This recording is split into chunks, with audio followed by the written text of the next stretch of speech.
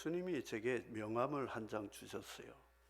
명함을 받아보니까 예수님 직함이 굉장히 많았는데 대충 보니까 한 15개 정도 직함을 주셨어요. 하나님의 아들, 구원자 예수, 메시아, 그리고 선한 목자, 세상의 빛, 생명의 떡, 양의 문, 부활과 생명, 진리와 길과 생명, 참 포도나무, 이렇게 여러 가지 나오는데 계시록에 보니까 알파와 오메가다. 자기 소개, 자소서, 만왕의 왕이시다.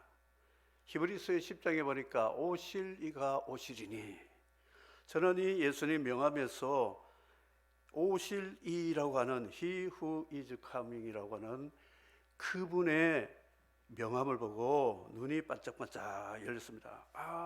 주님의 직분 그리고 별칭이 오실이라고 기록되어 있다. 예수님께서 제자들에게 사람들이 나를 대하여 뭐라고 하느냐, 여러 가지 많은데 그런 거 별로 관심이 없었어요. 주님의 관심은 제자들에게 너희는 나를 누구라 하느냐, 너희는 나를 누구라 하느냐, 굉장히 관심이 많았습니다. 회장, 교수, 박사 이렇게 자신의 명함 내놓을 수 있는 이름들이 많지만 주님은 우리를 위해서 이 일을 하시는 분으로, 특별히 종말 시대에 사는 우리들에게 우리 주님의 직함 중에 가장 귀를 기울여야 되고 관심을 가져야 될 직함이 오실이라 하는 것입니다. 히브리서 10장을 보면 구약 시대에 율법적인 모든 하나님의 법이 우리에게 어떻게 효력이 있는가 하는 것을 설명을 해 놓았습니다. 그러다가 후반부에 가서 이제 구언약이 성취되고 새 언약이 시작이 된 이 새 언약 시대에 우리가 받을 혜택이 무엇인가, 이것을 설명을 하고 있습니다. 율법 시대는 하나님께서 돌판에다가 법을 새겨가지고 그 법을 가르치고 법을 어기면 벌받고, 죄를 지은 사람들 용서받기 위해서 성전을 만들고 제단을 만들어서 제사장들을 세워가지고 죄 용서받는 제도를 만들어 주셨습니다. 그런데 신약 시대의 새 언약 시대는 그 돌판도 다 깨어지고 성전도 불타고 없어지고 제사장 족보도 다 끝나버리고 완전한 대제사장이신 예수님이 우리를 위해서 십자가의 대속 제물이 되심으로 그분의 이름과 그분의 흘렸던 보혈을 믿고 회개하면 우리를 용서하시고 성령을 보내어서 우리 마음과 생각에다가 하나님의 법을 살아있는 말씀으로 넣어주시는 그 복을 받게 되었습니다. 그래서 하나님께서는 단번에 그리스도가 죄와 불법을 위해서 사하시고 우리의 죄를 다시는 기억하지 아니하시리라, 이렇게 말씀함으로 이제는 다시 죄를 위해서 성전에서 소와 양을 잡아 드리는 5대 제사 드릴 필요 없다, 끝났다. 영화가 끝났는데 앉아가지고 또 앉아서 보면 다음 시간에 영화는 볼 수 있겠지만 새로운 영화가 없습니다. 끝났습니다. 식당이 문 닫았는데 문을 두드리면서 밥 주세요, 없습니다. 마찬가지로 구약시대의 일시적인 효력과 효과는 예수 그리스도가 오심으로 완성되었기 때문에 끝났습니다. 이제는 성전 없습니다. 소와 양과 제물을 가지고 피 흘려가지고 불로 사르고 연기를 피워도 하나님 받지 않습니다. 제사장이라고 가운을 입고 와가지고 기도도 해주고 이렇게 해도 아무 효과가 없다는 것을 기억해야 된다는 것이죠. 저와 여러분이 한 주 동안에 죄를 안 지은 사람 한번 손 들어 보시기 바랍니다. 다 죄를 지었어요. 마음으로 살인하고 간음하고 탐심으로 우상숭배하고 진실하지 못한 거짓을 행하고 하나님을 예배하는 생활에 게을러 안식일이라고 하는 구약의 법도 제대로 잘 드리지 못한 그런 부분들을 죄를 지었다고 생각합시다. 그러면 오늘 여러분 한 주 동안에 내가 지은 죄를 지은 여러분들이 성전이라고 하는 예배당에 와서 하나님 앞에 예배를 드린다고 생각해 보시죠. 제사를 드린다고 하면 죄의 그 경중에 따라서 수소, 수양, 수염소 아니면 비둘기 여러 가지 죄의 경중에 따라서 좀 지식이 있고 남들보다 지위가 있는 사람은 작은 죄를 지어도 수소 제물을 바쳐야 됩니다. 그리고 어리석고 무지하고 연약해서 지은 사람은 좀 양 한 마리 가져와도 될 것이고 죄에 대한 경중에 따라서 제물을 여러분 집에서 다 끌고 와야 됩니다. 구포시장에 가서 염소 양 한 마리 사가지고 끌고 와야 돼요. 그래서 예배당 앞에 이제 성전이라고 하면 제사장이 나오면 여러분이 제물로 될 이제 쉽게 수소는 너무 크고 양 한 마리라고 생각합시다. 양 머리에다 안수를 해야 됩니다. 꽉 눌러서 내 지은 죄가 이 손을 통해서 양의 머리로 들어가서 나의 죄는 이 양에게 들어가고 양이 나를 대신해서 죽는 그 피 흘림의 효력이 내게 와서 내 죄가 사함을 주실 줄 믿습니다. 고백을 가지고 양을 머리를 안수하고 임자가 양을 잡아야 됩니다. 자기가 양을 한 마리 잡아야 된다. 피를 제사장이 받습니다. 제단에 다 뿌리죠. 그리고 이 예배자는 그 자리에 서 있어야 됩니다. 그리고 제사장과 그 도우는 레위인들이 양을 끌고 가서 양 가죽을 벗기고 각을 뜨고 내장과 더러운 것은 모아가지고 저 성문 밖으로 불 사르고 그 다음에 피나 이런 것들을 다 깨끗이 씻고 제단의 나무 위에 불 위에다가 양 제물을 한 마리 태웁니다. 그러면 예배자는 내가 죽인 양이 제사장의 손에 끌려가지고 해체되어가지고 제단 위에 불 사는 것을 지켜봐야 되는 것이죠. 영락공원에 가서 화장을 하게 되면 그 고온의 화로에서 2시간 이상 태워야 제가 됩니다. 그런데 그 당시 제단은 고온이 아닙니다. 장작불 위에 태우니까 배 이상이 들었을 거라 생각합니다. 왜냐? 가루가 돼야 되니까 뼈가루까지 태워야 되니까 4-5시간 기다려야 되는 거죠.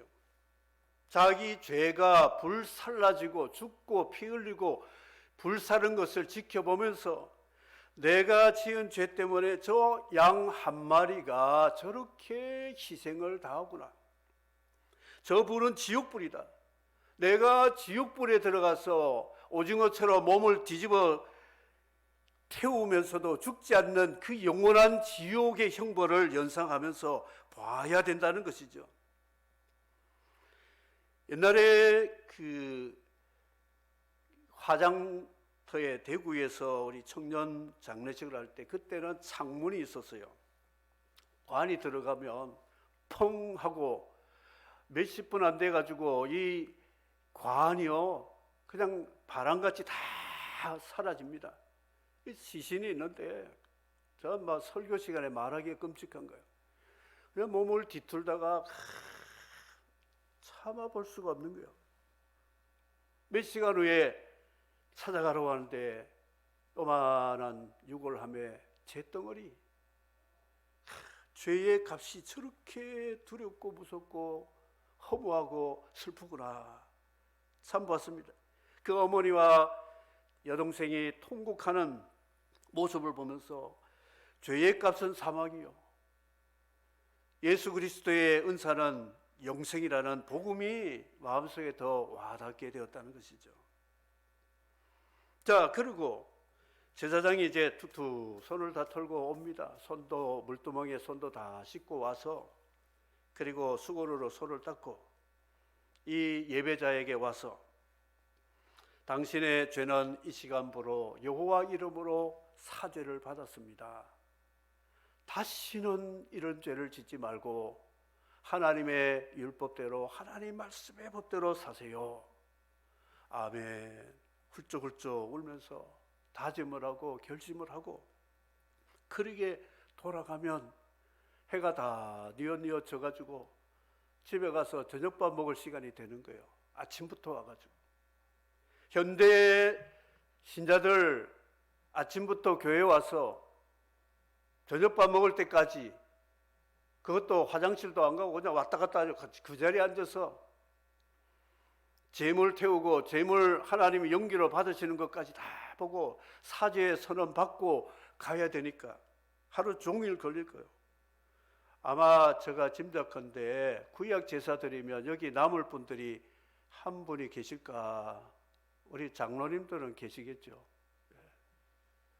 전도사님들은 목회자님 계시겠죠.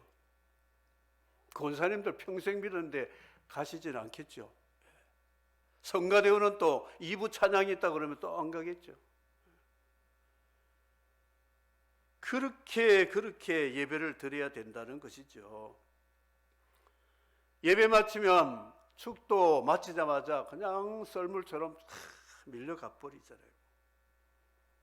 그런데 신약시대에 예수님이 우리를 위해서 대속의 제물로 십자가에 피 흘려 죽으시고 지옥의 음부에 들어갔다 나오신 주님 때문에 우리가 예수 이름으로 회개하고 예수 이름을 힘입고, 죄와 허물이 많은 허물투성이지만 하나님이 예수 이름을 통해서 우리를 받아주시기 때문에 오늘도 주님 앞에 나와서 예배하게 됨을 감사하시기를 바랍니다.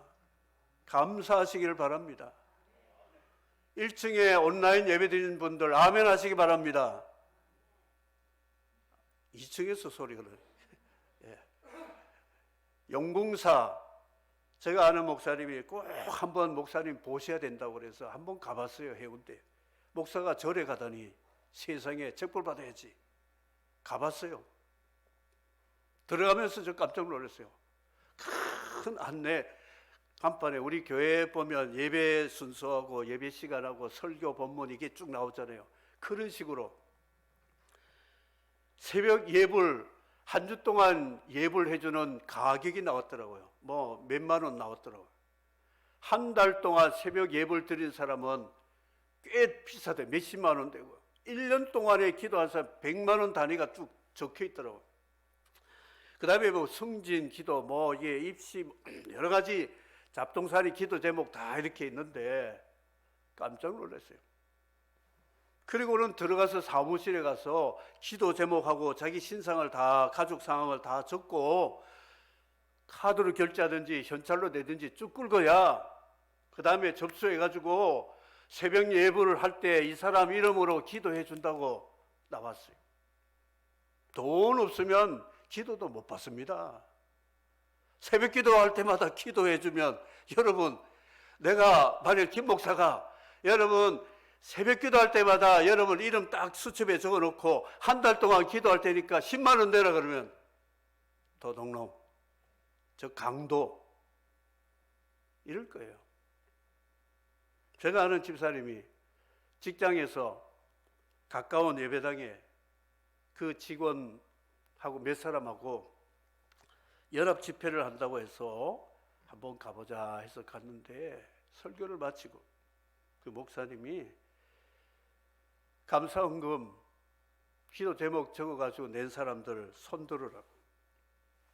그러니까 그 사람 이름만 불러주면서 막 기도를 하니까 두 손 든 사람이 아멘 아멘 하는데 이분들은 준비 안 하고 그냥 갔다가 이름도 부르지 않지, 축복 기도도 안 하지. 그러니까 손도 못 들었지. 얼굴이 미안해가지고 기도 시간에 나가자 해가지고 빠져나왔다는 말을 들었어요. 그래서 기독교가 돈 좋아한다고 기돈교라 그래. 기돈교. 목회자들이 돈 좋아한다고 먹사, 돈사라 그래. 돈사. 꼭 같은 거예요. 거기나 여기나 별 차이가 없다 하는 것이죠.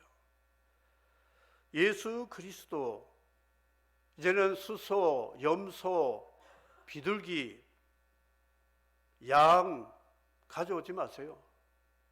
그냥 예수 이름으로 하나님 앞에 나와서 내 죄를 용서받음을 회개하고 감사하면서 그 주신 생명의 은혜를 감격해서 하나님 앞에 자원하는 마음으로 감사하는 거예요.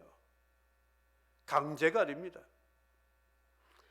제사를 드리지 않고 하나님과 관계가 끊어지면 단절입니다. 이방인 취급을 받고 하나님과 백성 사이에 단절되고 왕따를 당하는 것이 구약시대의 삶이었다는 것이죠. 이제 이렇게 구속을 완성하신 예수님이 승천하시고 다시 오실이라고 말씀했습니다. 구약시대 성도들은 안 보고 믿은 사람들이요. 아직 오신 분 보지도 못했고 들어보지도 못했고 오신다는 그 약속만 믿고 믿어서 의롭다함을 얻고 구원받은 구약의 성도들이 있습니다. 신약의 성도는 보았습니다. 들었습니다. 보고 믿는 자들이요. 그들은 성경도 없습니다. 성경책. 우리는 성경책도 있고 주님이 구속도 완성하셨고 우리에게 많은 간증과 증거들이 있습니다. 그러니까 어쩌면 구약의 성도들이 우리보다 믿음이 더 있습니다. 안 보고 믿으니까. 우리는 보고도 안 믿습니다. 소망을 가지고 믿었던 구약 성도들 약속대로 오셨고 약속대로 대속을 성취하시고 승천하실 때에 본대로 다시 오시리라 주님이 약속을 하셨습니다.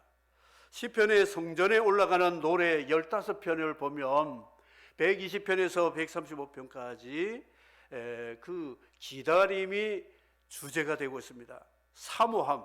하나님의 성전에 올라가서 예배할 때는 기다리고 하나님 만나는 그 기대감을 가지고 예배드리는데 시편 123편과 130편과 134편에 보면 예배 드리러 가는 성전에 띄워주시기 바랍니다. 성전에 올라가는 사람들의 기대를 보여줍니다. 다 같이 한번 읽어보겠습니다. 상전의 손을 바라보는 종들의 눈같이 여 주인의 손을 바라보는 여종의 눈같이 우리의 눈이 여호와 우리 하나님을 바라보며 우리에게 은혜 베풀어 주시길 기다리나이다. 또 넘겼어요. 다 같이 읽겠습니다. 파수꾼이 아침을 기다림보다 내 영혼이 주를 더 기다리나니 참으로 파수꾼이 아침을 기다림보다 더하도다. 또 넘겨서 보라 밤에 여호와의 성전에 서 있는 여호와의 종들아 여호와를 송축하라. 성소를 향하여 너희 손을 들고 여호와를 송축하라. 천지를 지으신 여호와께서 시온에서 내게 복을 주실지어다. 아멘. 성전에 올라가는 노래는 하나님 만나고 싶은, 그래서 내 무거운 짐을 다 내려놓고 하나님이 주시는 사제의 은총과 마음의 평안과 기쁨과 하나님이 주시는 하늘의 이슬과 땅의 기름 같은 은혜를 사모하는 마음으로 올라가게 되었습니다. 찬송하라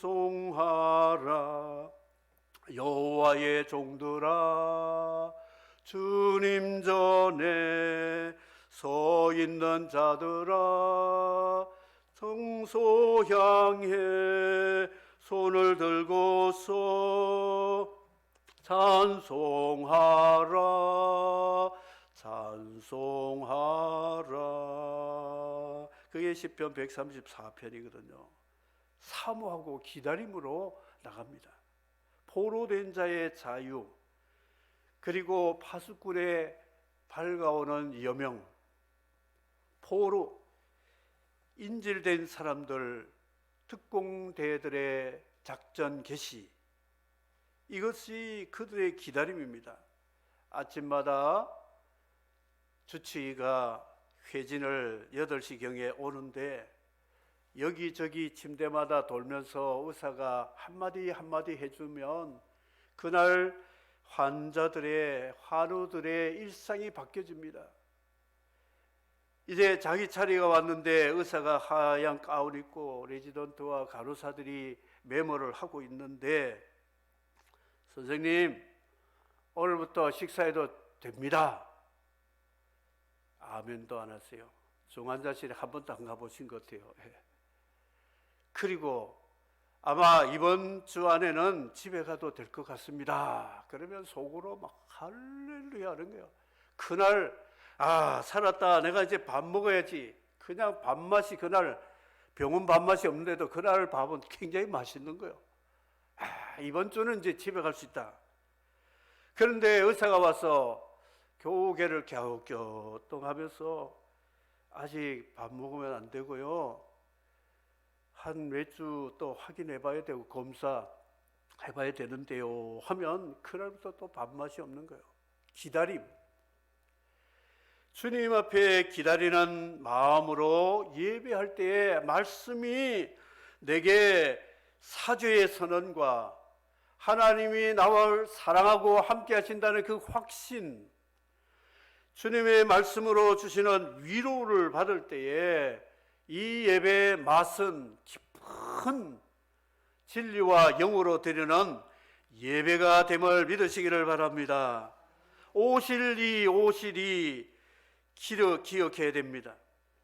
주님은 반드시 오신다고 하셨습니다. 누가 우리를 사랑하사 그의 피로 우리 죄에서 우리를 해방하시고 그 아버지 하나님을 위하여 우리를 나라와 제사장으로 삼으신 그에게 영광과 능력이 세세토록 있기를 원하노라. 계시록 1장 5절 6절입니다. 우리를 사랑해서 그의 피로 우리를 죄에서 해방하시고 우리를 하나님의 자녀, 하나님의 친백성 삼으셔서 왕같은 제사장으로 삼으신 그분이 언제 오시느냐? 종말의 성취가 다 이루어지는 전쟁이 일어나고 테러가 일어나고 사랑이 식어지고 미워하고 믿음을 보기가 드물어가고 1월 성신, 자연, 재난, 코로나 같은 재앙들이 이 땅을 창궐하고 이단자 적그리스도가 다원주의를 가지고 유혹하는 영적으로, 사회적으로, 도덕적으로, 자연적으로 정말 희망이 없다 할 그때에 주님이 오실 것인데 어디서 오시느냐? 갈릴리 사람들아 어찌하여 서서 하늘을 쳐다보고 있느냐? 너희 가운데 하늘로 오신 이 예수는 하늘로 가심을 본 그대로 오시리라. 사도행전 1장 11절에 말씀하고 있습니다. 하늘로 올라가신 주님이 하늘로 구름 타고 오시리라. 무엇을 위해서 오시느냐? 환난 받는 우리에게는 안식으로 갚으시고 우리를 핍박하는 자는 하나님의 공의로 갚으시기 위해서 구원과 심판을 위해서 하늘로부터 천사와 더불어 불꽃 가운데 나타나시리라 말씀합니다. 하나님을 모르는 자들과 주 예수의 복음을 복종하지 않는 자에게 형벌을 주시리니 이런 자들이 주의 얼굴을 떠나 힘의 영광을 떠나 영원한 멸망의 형벌을 받으리로다. 그러나 그가 오실서 성도들에게 영광을 얻으시고 모든 믿는 자에게 기이 여김을 얻으시리니 우리의 증거가 믿어졌음이니라. 데살로니가 후서 1장 7절 10절의 말씀입니다. 무엇을 위해서 오시느냐? 믿는 자를 구원하시고 박해자들을 심판하는 공의와 자비의 주님이 오시다. 어떻게 오시느냐? 주께서 호령과 천사장의 소리와 하나님의 나팔로 친히 하늘로 쫓아 강림하시리니 그리스도 안에 죽은 자들이 먼저 일어나고. 데살로니가전서 4장 16절입니다. 하늘에 구름 타고 주님의 호령과 천사장 소리, 나팔 소리 날 때에 하늘로부터 강림해서 죽은 자들이 다 조립되고 살아나가지고 영생의 부활과 심판의 부활로 그때에 나타나실 것이다. 왜 오시느냐? Y라고 하는 왜 오시느냐? 그 후에 우리 살아남은 자도 저희와 함께 구름 속으로 끌어올려 공중에서 주를 영접하게 하시리니 그리하여 우리가 항상 주와 함께 있으리라 그랬습니다. 이렇게 신구약의 약속의 마지막 오메가 은혜를 주시기 위해서 주님이 오시기 때문에 우리는 어떻게 기다려야 되느냐?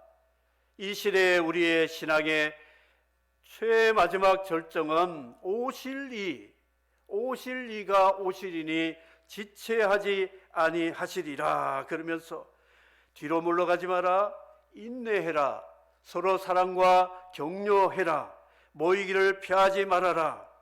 여러 가지 교훈을 우리에게 오실 이가 오실 때에 우리 믿음의 상태를 점검하라 이렇게 말씀하고 있습니다. 오실 때에 마중을 가잖아요. 그래서 3함대 사령부 이 아덴만 작전 청해 부대가 작전을 마치고 몇 년 만에 용호동에 이 3함대 사령관 부두로 접항을 합니다. 그때 다 화환들을 가지고 기다리다가 남편, 오빠, 아들 오게 되면 소리들이 난리 납니다. 여보, 오빠, 아들아, 울고 허그하고 헐벗고 살아 돌아왔구나. 영접을 합니다. 주님 오실 때에 바로 그런 모습이 아닐까. 인천공항에 BTS가 국제 이제 행사 마치고 들어올 때에 오빠 부대 오잖아요. 오빠 하고 난리 납니다. 우리 주님 오실 때에 우리는 기다리는 자세, 주님 오셔서 우리의 달란트를 계산합니다. 양과 염소로 구분을 합니다. 그래서 우리는 이 마지막 시대를 살아가는 우리들이 우리의 주님에 대한 새로운 이름, 오실 이라고 하는 것을 우리 뇌에 새겨 놓아야 됩니다. 주님이 오실 때에 육하 원칙에 의해서 바로 그런 모습으로 오실 텐데 우리 해야 될 준비는 준비자, 마중 자세, 그리고 감사가 와서 감사할 때에 감사받는 자세, 그리고 양과 염소를 구분하는 섞여 있지만 저녁이 되어가지고 목자가 이 양과 염소를 우리 안에 넣을 때 염소 이쪽으로 양은 저쪽으로 다 구분해 놓는 그런 때가 올 것이므로 마라나타의 자세를 가지고 신랑 예수님, 우리는 약혼자와 같으니까 다른 세상 것 바라보지 말고 주님 오시도록 한눈 팔지 말고 오실 일을 기다리자. 이것이 대림절, 주님의 성탄을 앞둔 초림의 구약 성도가 기다렸던 대림. 오늘 우리 오셨다가 다시 오실 주님을 대림하는 믿음을 가지고 살아가는 것이 우리 신앙생활의 본질이라는 것이죠. 본질을 붙잡지 않고 부속적인 것을 붙잡으면 안 된다는 것을 우리 기억하면서 다 같이 한번 따라 하시기 바랍니다. 잠시 잠깐 오면 오시리가 오시리니 지체하지 아니하시리라. 뒤로 물러가면 내 마음이 그를 기뻐하지 아니하리라. 주님 기다리는 우리 모두가 되기를 주의 이름으로 축복합니다.